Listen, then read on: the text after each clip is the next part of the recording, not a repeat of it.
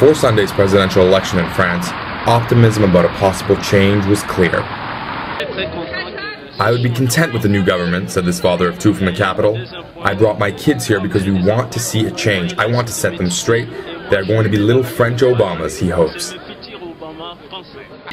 The Socialist Party welcomed 100,000 supporters this week in Paris, promising to end social cuts and restore the retirement age to 60. Their candidate François Hollande is like a friend to this man, who says France should be happy that his vote will help steer France in the right direction. At President Nicolas Sarkozy's grand meeting, however, the tone was noticeably more sober. A grimmer view of the future, the only solution to a European recession, no change at all. If Nicolas Sarkozy is to lose this election, he would be the first French president in over 30 years not to win a second term in office. With a strong opponent in the form of François Hollande, this is something he dearly wants to avoid.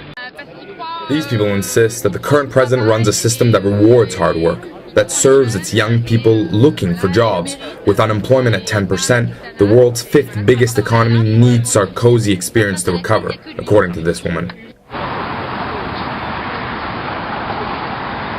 François Hollande and Nicolas Sarkozy are neck and neck going into Sunday's vote.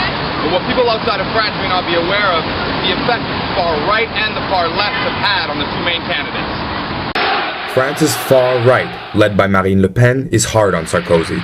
She's hard on immigration. The party, previously led by her father, struggled to steal votes from the center. Now, it seems to be working. Her charisma and accessibility have helped the party.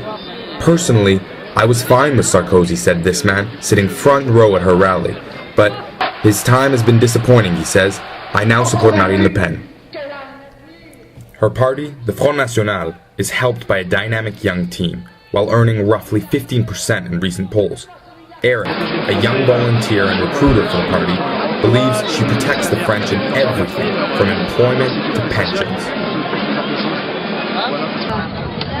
Yet Jean-Luc Mélenchon, leader of the Left Front formed in 2009, promises much of the same, except through Marxist-inspired rhetoric, nearly doubling the minimum wage and rewriting the Constitution, he also commands nearly 15% of recent polls. There's something going on here, and more people are waking up and realizing that austerity policies are not the way.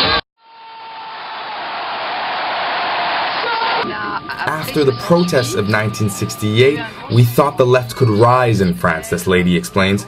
"We've never seen them up like this before."